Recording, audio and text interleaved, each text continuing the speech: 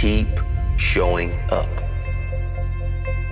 If no one invests in you, invest in yourself. If no one believes in you, believe in yourself. Even if you don't see the results right away, keep showing up until you do see the results. Even if you don't see the results for a very, very long time, keep showing up. All right. Lance Bachmann. It's a pleasure to have you on my show. Absolutely, brother. How you I doing, man? appreciate you taking the time out in your busy day. You're a busy man. You're Listen, I'm like, looking forward to it, man. Welcome to the farm. dude, love it. I've been here once and love it. It's beautiful, beautiful property, beautiful house. And again, thank you for being on my show.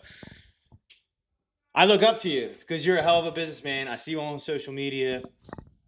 Our kids wrestle together at Malvern, and I've been to a bunch of your seminars, and I've learned so much from you. So thank you. Thank you. Yeah, man. I appreciate it. For some people that don't know Lance Bachmann, I'm sure a lot of people do that are in business because you're all over social media. Well, for one, where did you grow up, and how did you kind of get into this type of business? So LB Capital, right, is your brand. Yeah. And Now, I grew up in Northeast Philly, and then I moved out to Bucks County to Council Rock, which I always say is one of the best things that ever happened to me, because I got to see the best of both worlds. I got to see how, no offense to Northeast Philly, but, I grew up poor, very poor. Yeah. My grandparents died, left my mom a house, a condominium in Beacon Hill, and we moved there first. And I just saw money, right? I just thought the whole world, truthfully, I thought the whole world was Northeast Philly and Levittown, to be honest with you. I didn't know anything else. I just thought everybody was poor. So Council Rock showed me everybody wasn't poor. I knew pretty quick I wanted to be more like a Council Rock living type person. Yeah. Got in trouble a lot. School wasn't for me. It just wasn't, I don't believe in school. We've talked about it many times. I believe in networks. And how I got here was truthfully just by I outworked everyone. There's nothing I tell people. I'm not the smartest man in the world. I'm not the brightest guy, but if I see something successful, I'm going to duplicate it. And I think my superpower is I'm not afraid to fail. I don't care what people think of me. Yeah. Right. I'm not afraid to fail. I don't care. I'd rather be the man in the arena and lose. Right. Yep. And lose. In front of everyone. Never be in the arena and be a spectator. Yeah. And most people rather be a spectator and never lose in front of people. Yeah. The only way they're going to arena if they're guaranteed to win. Sure. And that does not happen in business. It doesn't happen in business. I mean, not for nothing, I'm not the brightest man in the room. I want to associate myself with bright people, brighter than me in every room I'm in, right? So, but I think that has a lot to say about the type of person you are and why you're so hungry and why you drive so much, because I think most people that grow up poor, or I didn't grow up poor, but my mom was a single mom. She raised us. Yeah. My dad was around, but he had to come get us every other weekend. So to me, it was nothing on my mom and dad, but I didn't want that. Looking back, I didn't want that for my kids, right? Of course not. I want a better life for my kids, and once I made a couple $100 in a day, I was like, hey, shit, this is easy, right? Absolutely. So I dug in a little bit deeper, but I think that shows what type of person you are by making it out of that area, coming to the suburbs in a sense, and starting your grind. What made you jump into business in a sense, right? What was your first business? I actually didn't jump into business. So I failed more than I owned a bunch of bars that failed. I owned a recruiting company that failed when I was younger. But I was in corporate America. It was one of the best things that happened to me. I always say this to people: you got to pay your due to get your due, whatever it is. If you want to be a champion, like you see my kids are downstairs practicing right now, right? If you want to be a champion, you just got to pay your due, because other people will pay their due. Yeah, sure. There are people that are willing to get up and just outwork you, right? Just for whatever their goal is. Yeah. And they'll win just by outworking you. 90% of winning is just showing up. Yeah. Most people are just going to not do it. Yeah. I tell people all the time, they're going to say, I had a drink last night, or, I'll give you an example. Saturday night, or Friday night, me and my wife sat outside with someone, and I drank probably 10 Coronas, and that's a lot of Coronas for me, you, like, yeah. a lot, right? The next morning, I woke up and my head was pounding, my head hurt. I took Advil. I was like, I'm going to go to the gym, and I'm going to do my 30 minutes on the stepper. And I did it, and I was soaked. Trying to sweat And it then I out. walked in. I went in the sauna. I was like, oh, my God, I'm going to jump in the ice bath. And by 1 o'clock, I was back, full effect again. Makes sense? Yeah, With for 12, sure. whatever it was. And I could coach the kids. Yeah. Most people would not have forced themselves to do those things. I don't care how I feel. I do it. Yeah. And I think most people go on their feelings. So I think, when you look at the businesses that I own, and people always say, man, Lance, everything you touch turns to gold, or Midas touch. It's not that. We have problems like every other business. Sure. It's I'm willing to address them. I'm going to jump into them, and I'm going to handle them. And once again, you can't be afraid to fail, because I'm going to tell you this right now. In business, you're going to fail. In sports, you're going to fail. And I equate business to sports. It's my way to compete. Yeah. Yeah. That's smart. Sometimes I feel lazy being around you, even though I know I'm a go-getter. Not only being around you, but you'll hit me up sometimes at like 5 o'clock in the morning and send me a video of you working out, or late at night, right? It's like, and that's what really business is. You have to outwork whether it's your competition or your components. You really don't even set your mind on competition. You just have to outwork yourself, right? Like you have to. There is no competition. It's funny. Like I tell people this all the time. This world is so big. You have no competition. I mean, you said, hey, what's going on? I heard you left the wrestling place. I didn't leave anything. I just went to Springside Chestnut Hill, right? Yeah. You're like, well, I heard it's not going well, right? It's going well for me. Yeah. They're upset because they don't have an abundance mindset, right? Sure. Like it's you versus me now, scarcity mindset. Well, why can't you have 2 great programs around here? Absolutely. Why can't you have 2 great schools that compete? Yeah. Like, what's wrong with that? Why can't I have another business? I mean, you see how much business advice I give to other roofing companies, pool companies, home service-based companies. I don't charge for it. Yeah. Right? I don't charge at all. You come to any shop tour, you can call me up, and I'll tell you what to do, right? Yeah. I'm not afraid of it. Yeah. Right? And I think when you have a scarcity mindset and you're like, oh, my God, I protect what's mine. Well, if you're as good as you say you are, nobody should be able to come take what's yours. Sure. Yeah. It's right? true. Like if you're as good as you say you are, Yeah. and you got this whole big bravado, right, in business or in sports, nobody should be able to take it. Like my wife, 15 years together, she'll tell you not once have I ever been jealous. Yeah. If you could pull my wife off my arm, God bless you. Take her and get her. Yeah. Good luck. Yeah. And I don't say that arrogantly. No, I know. I know you as a person. So, yeah. Go get her. Yeah. If you think you can pull it, go get it. Yeah, absolutely. I think a lot has to do with just wake up every day and kill it. And that's my mindset. And I learned a ton from you and all your team. Your team's amazing. They've always been amazing. They follow up with me. Business isn't that hard. It's do a good job, follow up with your clients, give a great product. And you give a great product. You have, if you don't know something, I'm sure you have the people. We're going to go find it out. Right? You go find it. This right? ain't that hard what we're doing. This is pretty simple. No. I've made a lot of money and I've lost a lot of money by doing stupid things. I think when I talked to you before, I was like, man, I'm depressed, a little bit, business isn't where I want it to be. You're like, shut the fuck up. There's kids in Chop Hospital right now dying from cancer, and you're sitting here depressed about business. It's like, get your ass to work. And I feel like I say it all the time to people. You do. People look at me like I got 10 heads, and Yeah. that's how I keep myself humble. I'm so fortunate I got healthy kids. I love my wife. And right now, someone is over their kid's bed asking just for another hour. God, please, just give me one more hour. Yeah. And I'm going to compare and be upset about we don't even have problems, no offense. Yeah. That's a problem. Yeah, that's a big problem. These things are not problems. If you just get up and work every single day, it's going to work itself out one way or another. I mean, that sticks to me to this day. And that was probably about only a year and a half ago where you I live said my life that every day. I mean, and every time something goes wrong, it's like, it could be a lot worse. Just handle it. Let it go. And I think that's what has made me a better businessman, in the last year and a half is just, all right, deal with the next problem. Because there's going to be, no matter what, there's going to be problems. But that's your job. That It's your is your only job. job as an entrepreneur is how much stress can I handle in a day Yeah. without snapping? Yeah. Right? Everyone Yeah, has a correct. different. Yeah. It's how much stress can I handle? How many problems? You're a problem solver. They should make entrepreneur / problem solver / stress. Right? Yeah. When people say I want to be an entrepreneur for freedom, I start laughing. Yeah. Freedom for what? Like, what are we talking about? You have no freedom. Yeah. All that freedom's gone. Yeah, it's all gone. You know, you want to take a vacation, good luck, because you're going to get a million phone calls. And it's great if you are able to get away and you have yourself set up to that point. Listen, anyone that tells you they're set, listen, first of all, I never have to work again in my life. My children don't, right? Yeah. Let's just call it what it is, Yeah. okay? You see the form. Yeah.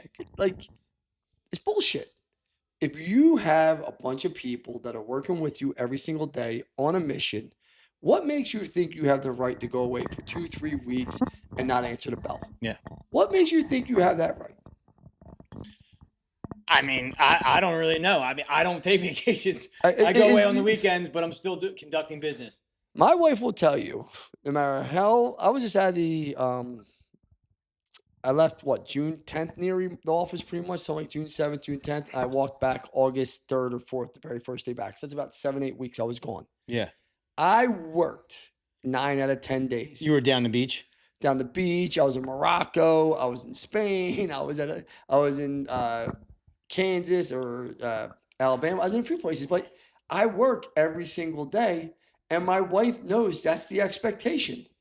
I get bored if I sit down the shore too long, or if I drink for a day or two. I'm like, there's nothing to do. Nothing I'm else ready to do. I'm ready to work again. Listen, there's I get nothing bored. wrong. Listen, I like having a bourbon, a cigar, relaxing, just like anyone else. Yeah. But at the end of the day, when you get up every morning, you have two things. I could be chased or I could be chasing. Yep. And I'm going to be chasing. Yeah. I love that advice. I do. I really do. You've given me a lot of great advice over the 2 years that I met you. Going back on how I met you was through a mutual friend. And I text you and I'm like, and you're like, come to the farm right away. Like, you didn't know me from Adam. I didn't know you. I'm like, man, this guy seems like a really nice guy.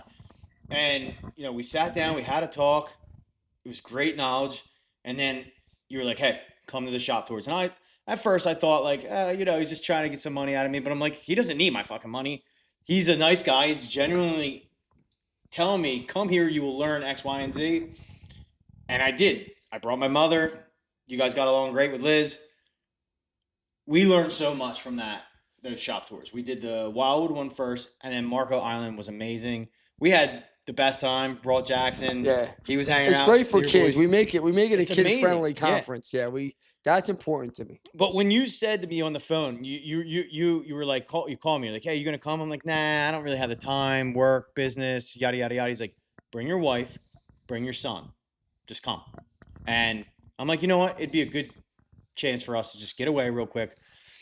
But I met some amazing people there. Stole knowledge. I'm all about stealing knowledge and learning. Right? If you're gonna go spend that money, make sure you get something out of it. I learned a lot and I paid attention, but I was never good in school either. So for me to sit there and take a million notes, it's just like, all right, let me just either record this or just have Liz take some notes. But we did learn a lot. But you got to ask yourself, Yeah. why didn't you like school? And I'm not being rude, right? Like, Yeah. show me, like, this is what I say, like, go to a school, and schools are built like prisons, right? You go look at the average school, the average prison, right? You have a basketball court, you have a little football field, you have classrooms, prison cells, right? I mean, I'm not being rude. You sit in a cafeteria, they hand you a tray full of food, right? And you got a certain amount of time to eat your lunch, and then you go on to, like, I'm not, just look at the comparison, right? Like, I'm not being rude here, right? Because people are crazy. And then we're going to feed you the information we want you to have. We're telling you what you need to be successful, but yet you can't show me any data, any real proof of this outcome gets me this input gets me this outcome. And half the stuff they teach you in school is dated, right? I mean, they're not teaching you true AI. They're not teaching you entrepreneur programs. They're not, I mean, robotics is a great program for any school that offers that, I would tell you, but they're not teaching you advanced business and entrepreneur stuff. They're teaching you how to become an employee. right? I mean, that's what they're teaching you. Yeah. And How to work for the man and yeah, a little bit of science. and what successful person do you know sits there and listens? I mean, I don't know how many periods in a class school day, but I'm going to say just say 5 or 6. Show me what position you take in life where you listen to 5 different people for 45 minutes each and you walk to the next single one and they pay you to do that. Yeah. None. It is crazy. I think part of the reason why I didn't like school is because I'm dyslexic, I guess you would say. Well, that's an automatic. Like, I don't hate it. I right? had ADD, right? And I'm not bringing up any excuses. I think having ADD made me the businessman that I am It's your today. superpower. I tell It people is all my the time. superpower. It's a superpower. Yeah, it is. I got ADHD Yeah. and I'm probably on steroids. Yeah. But like, it's your superpower. And listen, I mean, it's not everyone is meant to be an entrepreneur, and that's what I say to people. They're like, everyone thinks they want to be an entrepreneur when they watch social media. Listen, if you don't have high risk tolerance, if you're not afraid to lose it all, I've left it all. I've lost it all. I've been bankrupt. I've been rock bottom. That's not even rock bottom because people have way worse than being bankrupt in life, right? So, you know, but the reality is this: is you got to be a risk taker. You got to be moving forward. You know, you got to be speed to everything, speed to everything, speed to everything. You got to be able to make quick decisions, and you can't be afraid to fail. Yeah. And you really, really, every good entrepreneur I know does not give a shit what people think of them. They care about relationships, right? I care about relationships, but I do not give a shit what anyone thinks of me. Because my character is not based on what you think of me. Yeah. Because every time something does go right between me and you, it's your job to make me look like the villain after I helped you. Yeah. Because then people are going to say, why aren't you helping? Why doesn't he help you anymore? Oh, well, it can't be my fault. It can't ever just be that someone just went their own way. Yeah. Can't ever just be life changes. No, it always has to be a villain. Yeah. Yeah. I mean, I kind of look at it like chapters in the book, right? So like as you get older, as you're in school, you're reading different chapters. Me, it's like I really don't give a shit what other people think. What I look for is a healthy family, get up every day and kill it, and money makes me motivated to do what I do today. And I'm passionate about what I do. So I'm sure you're passionate about what you do, or else you wouldn't be doing it, right? You got to love what you do. No, I'd be lying. No, I don't love roofing. I don't love home services. Okay. I don't believe in passion versus. I tell my children, do what you're good at. Yeah. And you're going to make a shit ton of money. So you love it because you're good. I mean, you like it because you're good at it? I'm good at it. You're just good at it. It just comes very easy to me. I got a great leadership team. I do believe we're building the greatest platform of all time in home services. I believe that with all my heart. Yeah. We have 0 debt on the platform. 0 debt, That's which huge. is unheard of, right? Besides vehicle debt, because some joker will be like, you got vehicle debt. Yes, we have vehicle debt. Wow, that's the cost of doing business. So. But we have no debt. No, I'm not passionate. I'm not jumping up and down about home services. I mean, who gets up and he goes, oh my God, I can't wait to be in home services. Some people do, right? Yeah. Your kid probably will because he's been around it. Yeah. My children probably not, right? Yep. They're going to be like, nah, Dad, I don't like the manual labor either, right? Yeah. So it's about what you're good at. How many lives can you affect? How much change can you do? And where do I get the biggest value add for my time, right? And right now, home services is proven our platform value is the biggest asset I own by far right now. Yeah. And it's only growing. It's only growing. And for me, I love what I do every day. I love business. Yeah. But I could be in the pool business with you, could be in the tree business with you. It wouldn't matter what it was. We were going to be successful. Same, repeat and rinse and repeat, right? Yeah, it's all the same. Home services all the same across the board. Yeah. Just change the widget. I wish I met you 10 years ago. I've been in business for 20 years. I like to say I've done well for myself, but I also think that I can do a lot better. And knowing what I know now, 20 years ago or even 10 years ago would have helped me much more. So anybody watching this podcast on the outside looking in, how do they get in touch with you, and how do they get in the room with guys like you, right? Oh, yeah, just text me, 215-796-4393. It's my cell phone, 215-796-4393. I'm an everyday guy. I'll hold a conversation with anyone. I just won't waste my time. Yeah. And people think I'm rude. I'm like, if you're you're very straight to the point. Am, very right? straight to the point. if you don't want to win and you're not willing to sacrifice and suffer for your success, I call it the 3 S's I talk about all the time, you're not going to be successful, right? And I think it's really simple. Like, you are successful, Jim. You're a millionaire, right? You're a multimillionaire. That's success. You're a good father. That's success. There's levels to this, right? And I think as stepping stones, the first goal should be, hey, how do I make my first 100,000? Hey, then how do I make my first 500,000? Hey, how do I make my first million? The problem is everyone skips step 1, 2, and 3 to get to step 4. Well, it just doesn't work that way. No, not at all. It just doesn't work that way. No. I thought I did well like 10 years ago, but then I hit a slump, right? And I think it wasn't that much partying. I never was a big partier, but I did. I'm glad I did too. I kind of got into that slump where I was like sleeping in a little bit. I wasn't paying attention to business, but I was also running and setting up my tree company, which took so much of my time. So I got to a point where my hardscape and pool business wasn't doing as well. And I'm like, dude, like beating myself up. Like, how do I get this business back on track? How do I get more sales? And I think sales cures everything, right? Like Definitely helps. It helps. I watched some of your stuff. Sales, like without sales, you don't got shit, company. right? Yeah.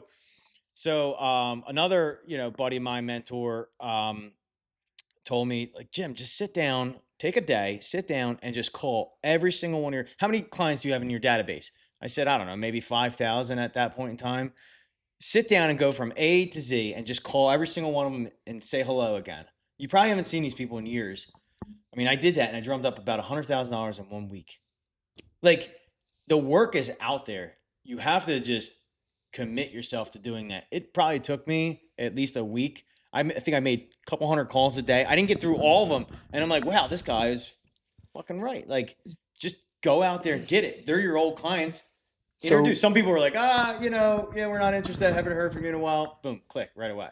But some people engaged the conversation, told me they needed X, Y, and Z done. And it was like 4 jobs. It wasn't even that. It was like 4 or 5 jobs. It wasn't even that much.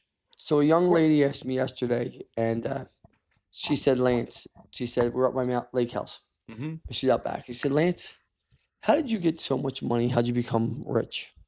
I said, well, I don't think I'm rich because I know what rich looks like above me. But, I earned my money because I just went out and took it. She said, what? I'm like, see, we live in a country where you can go out and do whatever you want if you're willing to. If you're willing just to knock on doors, if you're willing just to walk. Because if you ask enough people for their business, eventually there's going to be a need. Because I'm a solution finder. I'm a problem solver, right? So all my businesses solve problems. It's all my businesses do. Yeah. I always say, what's the problem? This is the solution. I said, but you got to go out and take it. He said, what do you mean go out and just take it? I said, if you don't go take it, and if you're not aggressive and you don't have conversations and you're not afraid of no's and I call it a little bit of shamelessness. You got to be a little bit of shamelessness. Sure. You don't care what people think of you. Then you're never going to be successful. And she's like, thanks for the pep talk, and walked away. Yeah. Because she couldn't comprehend. I saw it. She wanted to know. But when I said to her, you could have a little bit of shamelessness to you and you can't worry about what people think, she just literally just said, thanks for the pep. Like, almost just rude. Yeah. Like, rude. Like, yeah. I mean. And I started laughing. Here's a young girl, probably 22, 23 years old. She truly wanted to know. But as soon as I told her, she didn't want to know. She didn't want to know. At your masterminds, I paid attention to you on stage in front of, I don't know, thousands of people. And you were like, everybody at the end of you talking, have a great night. And I strongly urge you guys to go meet 10 new people. Absolutely. 5 new people, 10 new people. Just go shake hands. Go get in the room with certain people, right? So I feel like that I paid attention to that. That was one of the best things. Like, you just go walk around and introduce yourself. You never know where it might come to. So, like, getting in the room with certain people, for anyone watching out there, like, you have to just make the connection. You have to have balls to just go up and introduce yourself to somebody. If you see somebody at dinner that you think is a wealthy man, go introduce yourself, right? Most successful people are nice.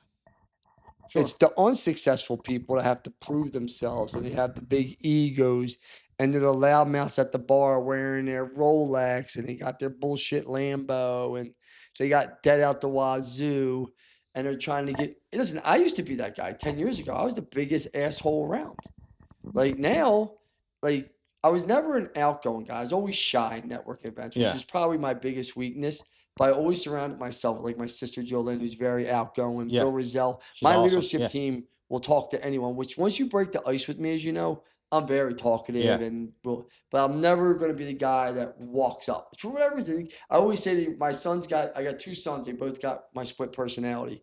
LJ got the older version of Lance Bachmann, very outgoing. Hammer got the shy, quiet version of me, which he's gonna have to change that, right? Because it just doesn't work, Yeah. right? It's just if you want to be successful. So your room that you're in is everything, and you got to build relationships. You got to build networks. I mean, Tom Howard became my business partner. I didn't know who he was. He's on the board of service. Titan, he owns a $150 million HVAC company. We became partners because we both had matching American flag shorts on at a pool and just started talking about how great Just America talking about was. big, yeah. Right? And then we became friends for 3 years. Next, you know, we're partners. And that's why I say to people, you never know where a relationship is going to go to where you partner with people and where you make money together, because all business people want to make money. All business people want to make money. Yeah. If I told you a way we could go make money right now, Jim, you'd put money in. I'd put money in right away. Anyone would, right? Like, so would I, right? Yep. Like, my buddy Amish came to me with clear rum. He's like, I put money in, right? Like, I'm not afraid. Entrepreneurs understand the risk of, I'm going to put money up. I could make 10x, I could lose it, but I'm going to take my shot. You're going to take your shot for sure. Talking about money and making a lot, was there ever a point in your time where you lost a lot of money? Because I'm sure there was. I did. Yeah. I'd love to hear just a quick story about, you know, what are some of the mistakes that Lance Bachmann made? Probably my biggest mistake I made, not my biggest, but one of them that really, like, lets you know your ego is not your amigo, right? Like, that's for sure. We went out into Utah, which is a different market with the roofing organization. It was already a shaky deal that we did, and it was like 3 years ago. And I put about $1 million into it, and we just couldn't find the right leader, and everything comes down to the right leader. And Bill and Mike Shelley kept telling me, "Hey, listen, this guy's the guy. This guy's the guy." And after we went through like 4 people, we lost $1 million. I shut it down. Yeah. And what happened there was all my other businesses just started flourishing, and I sold Dilling for $1 because my partner didn't care that we were losing money at the HVAC side because he didn't want to be a part of it, and we already sold for close to $20 million. Down in North Carolina. So he was a multimillionaire. So was I. And I was like, listen, dude, like, this ain't working. I was like, I'll just give you the company. He's like, no. Because we weren't making money. We were making a little bit of money. I think we were doing, don't hold me to these numbers, but I think we're doing like $4 or $5 million a year in HVAC. It was still a decent sized company. But I think we were making like $250 total a year, right? Yeah. Like maybe $300.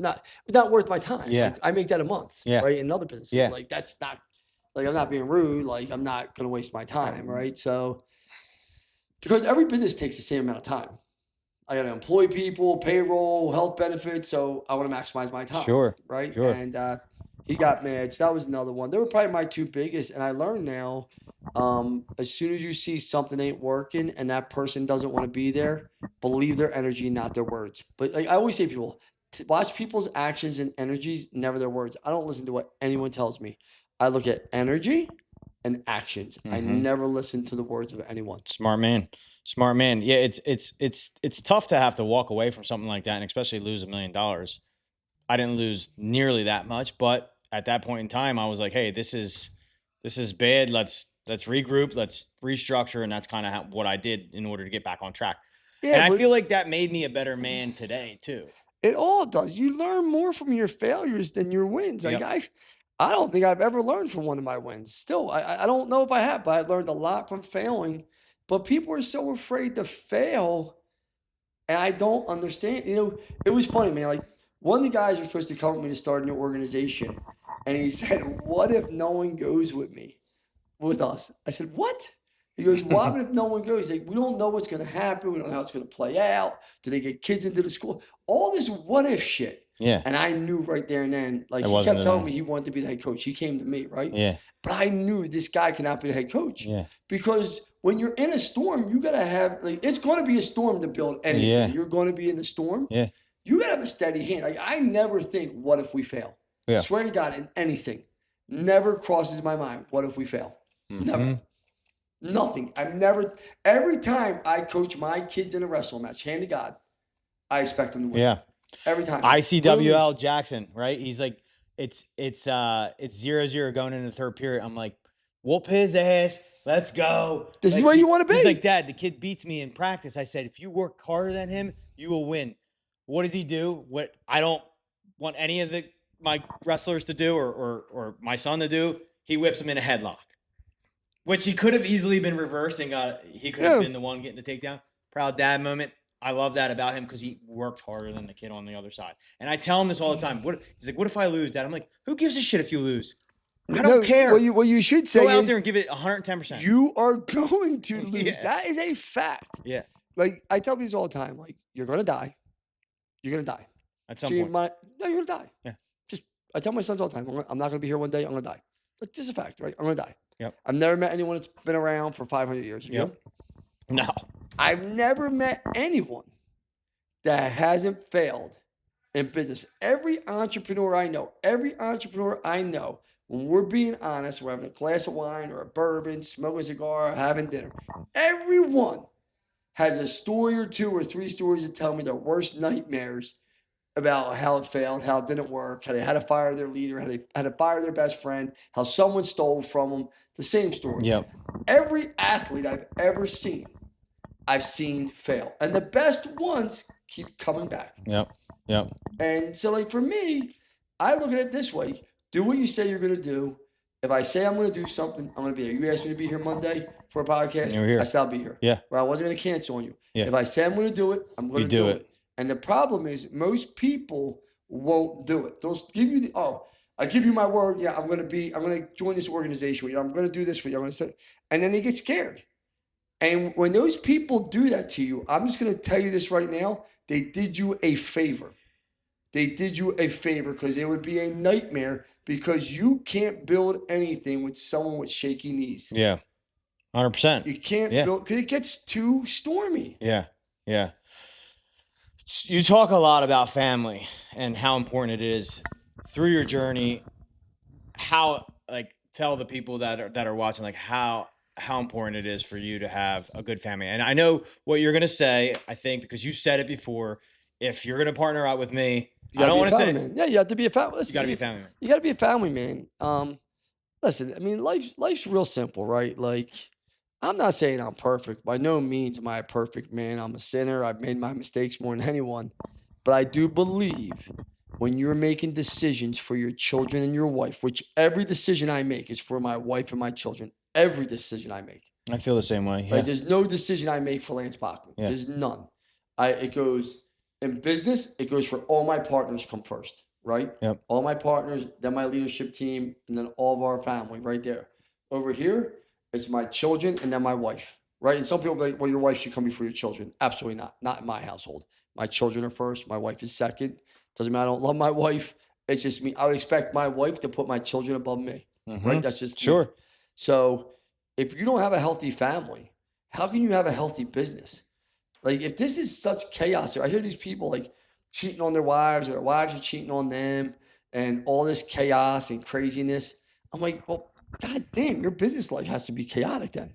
And it weighs on the back of your head and your mental.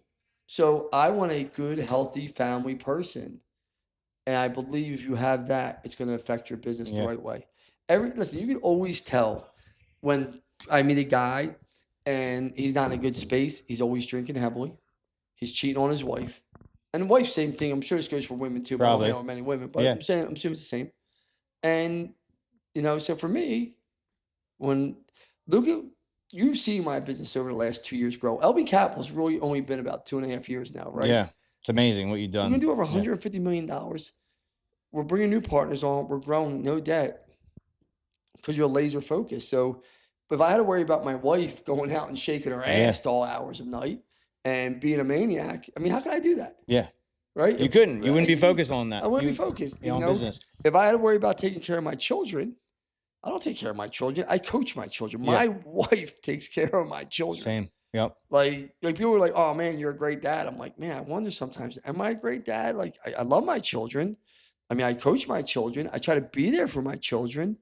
But my wife takes care of everything for my children. Yeah. Like, I've never done their underwear. Yeah. I've only changed LJ's diaper. Like, you know what I mean? Like, I get it. I mean, my wife kind of gets upset with me a little bit about not being there as much, but in business, like my job is to provide for the kids 100%. and make sure that they have a future, right? Mhm.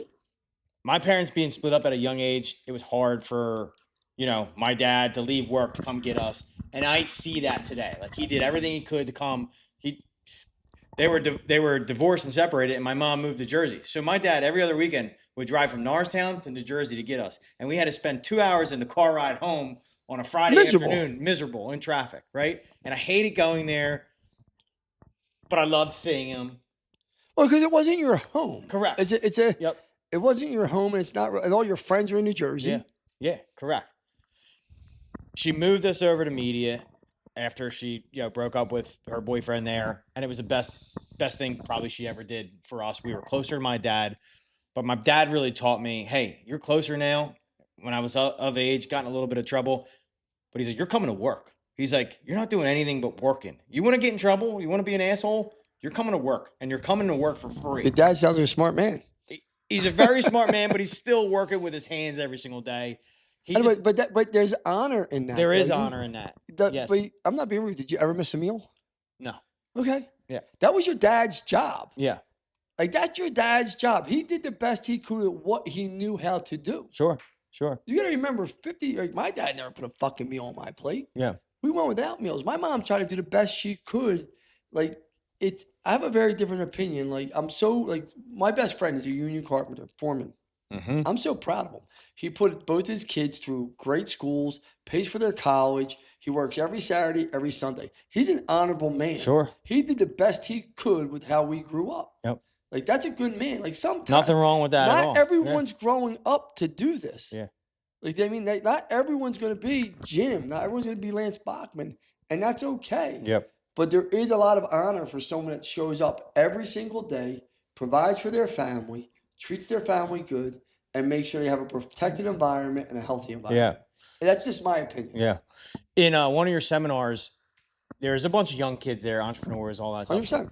And you said to them, I will not partner with somebody who's not married. And like all of them just start looking around. Like you could tell they were single, they weren't married. And it's like, all right, well, what am I doing here? People make me all the time to make the exception. And I'm like, I can't.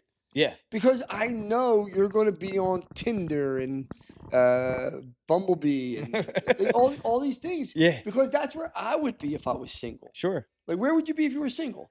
I mean, we're not going to the bar and drinking 3 nights a week for it's impossible. It is impossible. Doctor, so right, you're going to do what everyone else does. You just go online, and next thing you know, you're swiping, and that's going to probably take you an hour a day. That's 5 hours a week. That's 20 hours a month right there. That's a half a work week. Sure. Then you have time to go date. Dating's the worst. Dating's just a full-time job. It's like, my wife was like, are you cheating on me? I was like, I would never cheat on you. First of all, I love you. I think you're beautiful. But also, I don't have the time to do that. The time, the energy, the anxiety. For me, yeah. First of all, if I don't want to hear it from my wife, I ain't hearing it from someone else. Sure. And I'm not being rude. She gave me my children, and I love it. But if I don't want to hear it from you, I'm damn sure not going to hear it from a woman that gave me children. I hear you.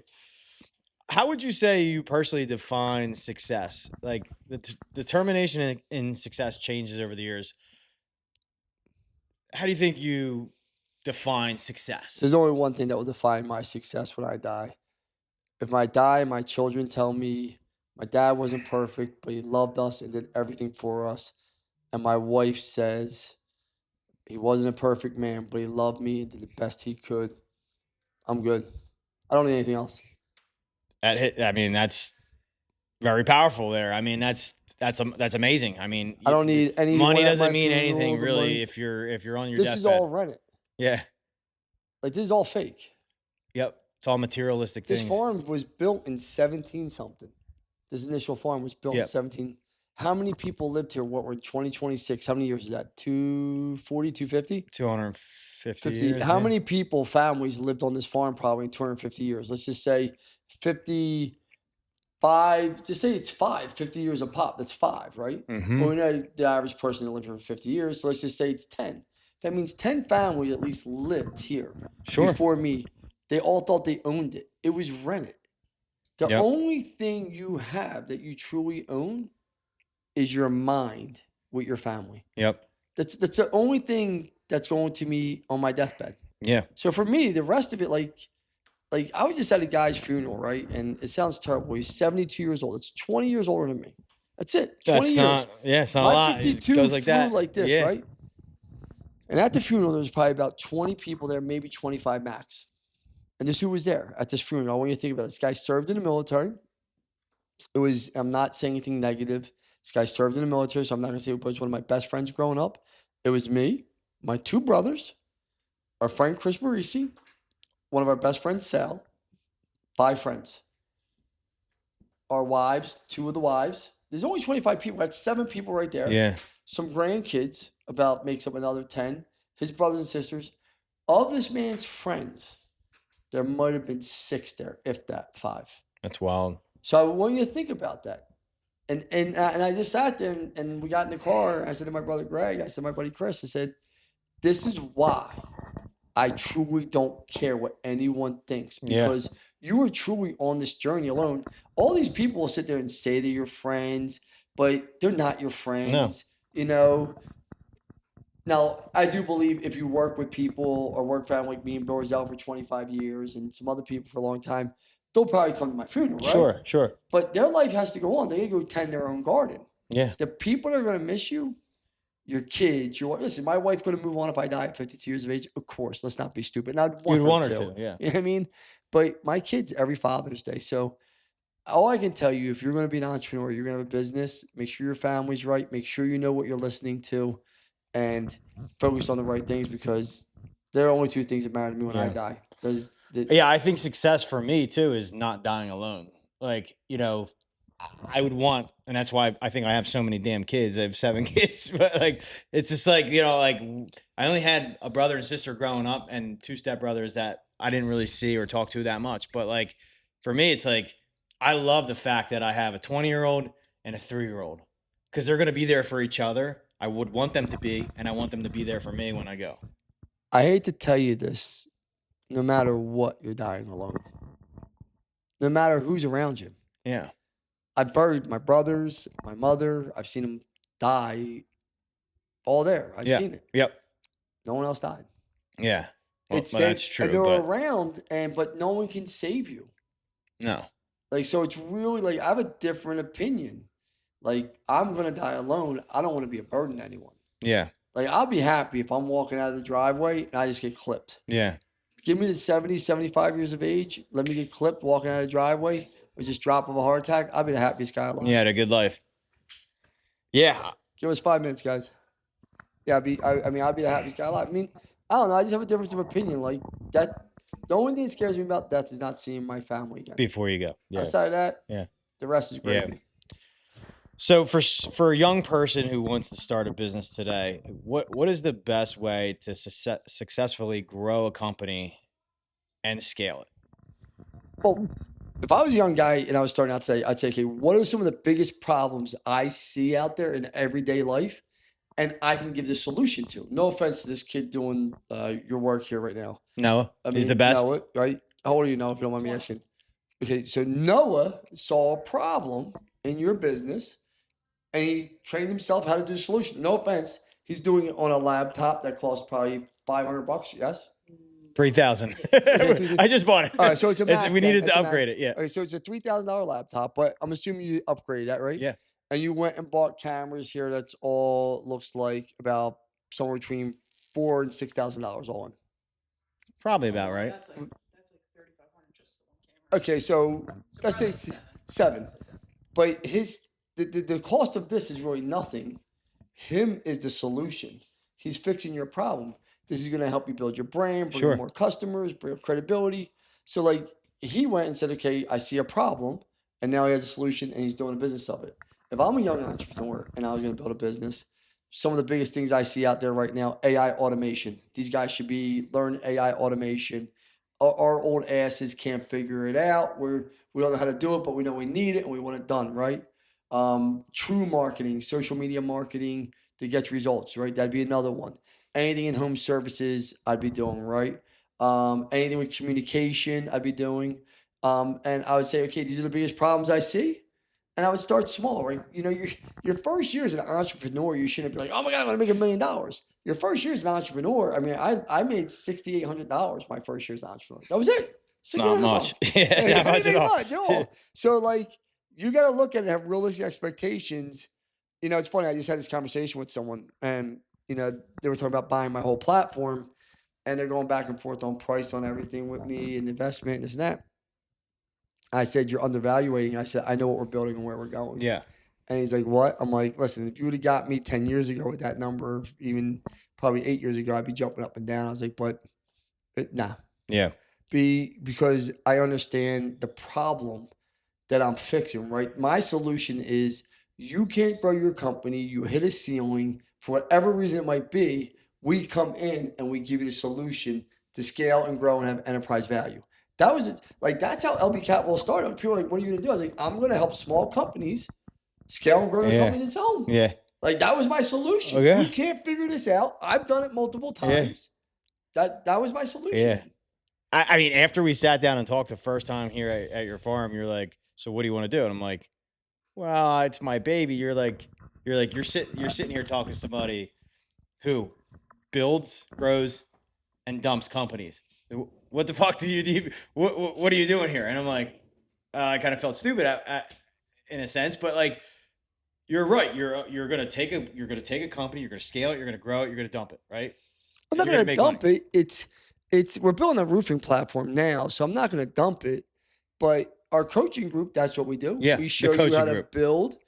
build, scale systems, processes, and then we show you how to exit to a private equity firm Sure. or a strategic, right? Which you can have all these things in place. I mean, you know what you just went through. Yeah. And right? Yep. It's not as easy as you think to sell It's a company, not. is No. it, right? No. They give you a colonoscopy and then they try to retrain you and then they try to tell you this is what's wrong with your business. Okay, well, if everything was fucking perfect, you wouldn't be partnering with me. Yeah.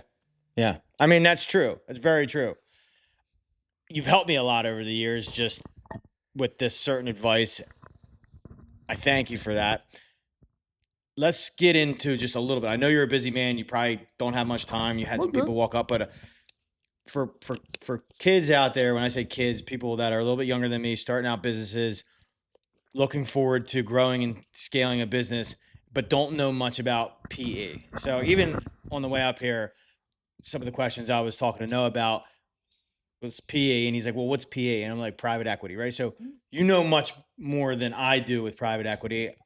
I've learned a lot over the last 2 years with private equity, but let's just tell the viewers what private equity is and how they operate a little bit. Real private equities, they raise funds, they get money from, it could be retirement plans, whatever, school funds, whatever it may be. They raise funds. And their job is to deploy that money because that's how they make money.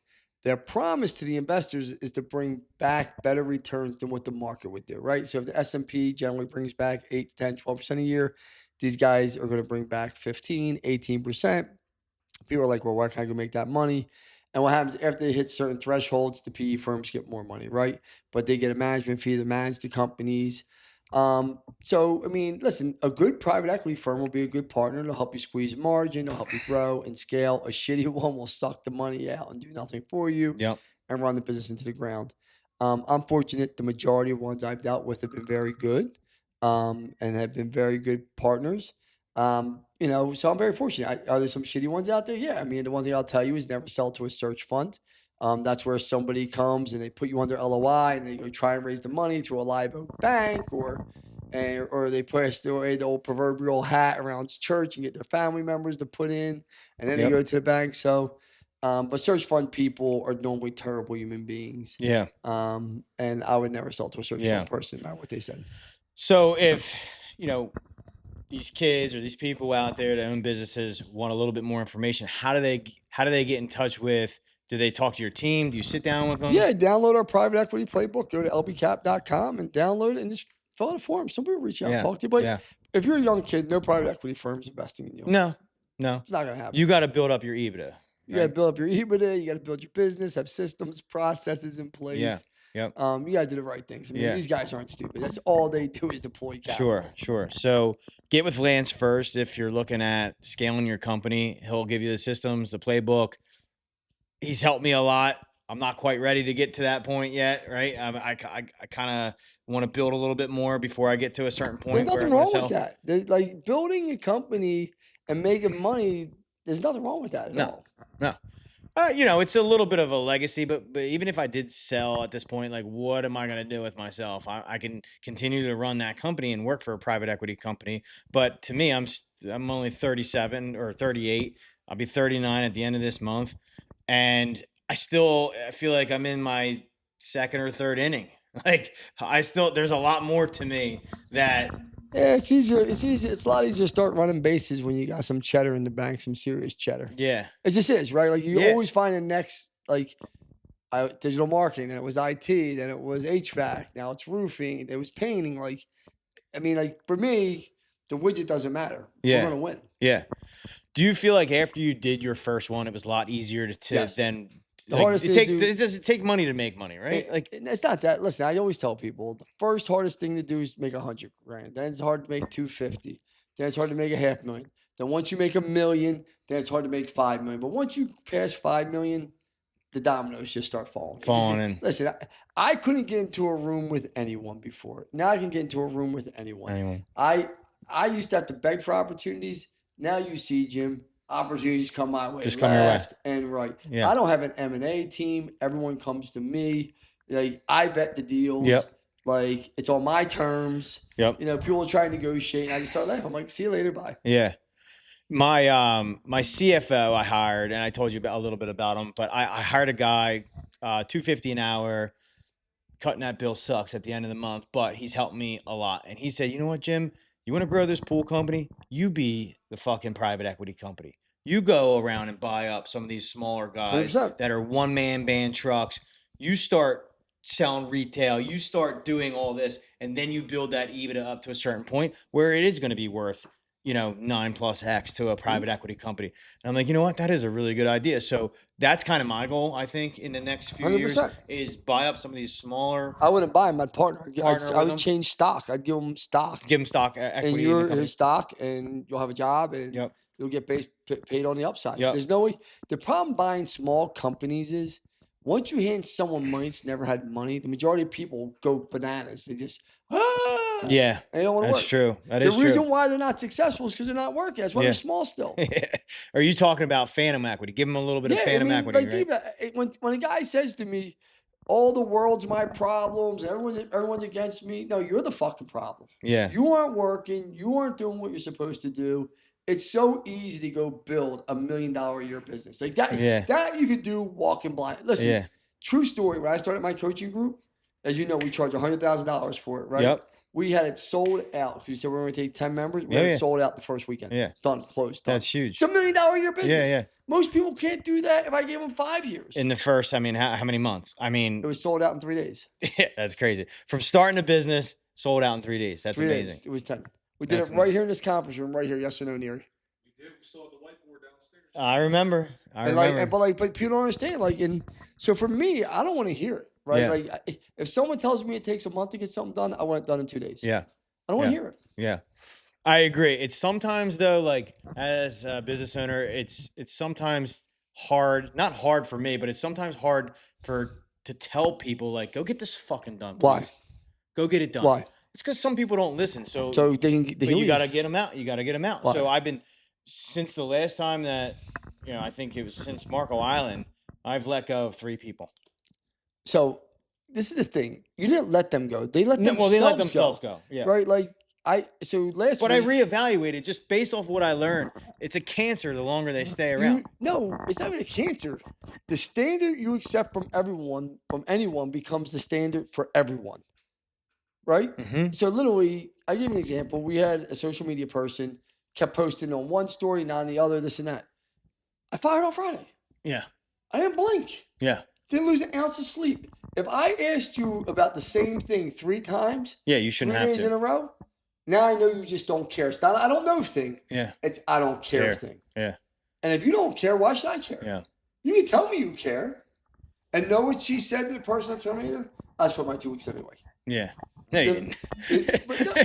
But that happened also with another employee. I was going for my 2 weeks anyway. No, I believe they probably were thinking about it. Yeah. They didn't want to be there. Yeah. Right? And my thing is what happens is the rest of the people start living to this standard. And I see, listen, I was the first one to say, like, we got problems. I started seeing my own shit declining. I see metrics, right? Not on revenue, but metrics of views and other things. I wasn't happy about KPIs. So listen, I brought new people in, right? Smart man. And I have a standard. Your standard I will not lower my standard for your standard. It's across the board. Yeah. And I just live my life like that. I tell my wife that. I tell my children that. I tell me and Neri have that conversation. Yes or no, Neri? Anyone. Don't matter who it is. It's just that simple. Yeah. And I mean, you really have to nip it in the bud as soon as you can, right? As young businessmen and guys that are just running around, like I'm still doing some estimates for my company because I can't find any other sales guys. well, you can. You're not focusing there. Well, I have to focus there, And but I that's- don't have the time to but sit you- there you- and you will. interview all day. You don't have to. Other people can. But that's Yeah. you can always figure out a way. Is the only thing I work on is productive activities, not busy activities. You know, one of my companies isn't growing at the pace I want it to grow, right? So I said to the new CEO, and I said to the CEO who we brought in, it's been 3 months now. I said, do you know what every single person is doing every single day? No. That's problem number one. It's only a 45-man company. It's not a big company. It's not a big company. Right? You got 45 people, right? Yeah. You should know. Oh yeah. I said what I would do. I suggested it, right? But I was a nice guy. I would have my morning call, and I would say, what's everyone's task today? And at my end of my day, I'd get through the task. They said, are you done or not? And only one or two things are going to happen. The people are going to quit and say, I don't want to be micromanaged because they never want to work. Sure. Because the word micromanage Yeah. means I don't want to live up to your expectation. I don't want to work. That's because I've never had to do that with a high performing person. Mm-hmm. Any high performer in any of my organizations, I've never ever had to ask, what are you doing? And did it get done? Ever. Yeah. Ever. They just provided for you Just without the being slugs. asked. Yeah. Just the slugs. Yeah. Just the slugs. I didn't want to hear about the slugs. But you're a slug. Right? Yeah. Yeah. So I got to start my day asking you what you're doing, end my day with what you're doing on the task, right? Correct. Right? Yeah. So I'm there now. And when you don't do it, one or two things are going to happen. They're going to start doing it. And they're going to start feeling really, really good about themselves. They're getting accomplished. We're moving a needle. Or they're going to quit. There are only two things that could possibly happen. Every time I get in a room with you, the next 5 weeks, I like move that needle. Like But I said to him, I'm not asking you now. I'm telling you because today I asked you to do it last week. And I just said, hey, listen, did you guys do this? Blah, blah. And they started circling around. So I said, show me where you guys kept your note for your after. Oh, we didn't take notes. Well, then you didn't do it. Yeah. Because there's no way you can remember what 40 people's tasks are. Yeah. And now you're complaining about Johnny, and Johnny only has 2 calls today. Well, it would have been a real easy solution for me. Johnny, we got all this other work for you during these periods of time. I expect it done. Yeah. That's why you make the big bucks, brother. I mean, you're right. You're a smart man. I love getting in the room with you. I love coming to your events. I think for anyone out there watching, they need to call fucking Lance Bachmann as soon as they can. Get in the room with this guy. He'll teach you a lot. You'll learn a lot. And go to one of his masterminds. Go to 10 of them. Go to 2 of them. Whatever it is. Just get in the room with this guy. Thank you for coming, brother. Thank I appreciate it. Thank you for being here. Thank you for being on the show. I appreciate you. I everything, appreciate it. man.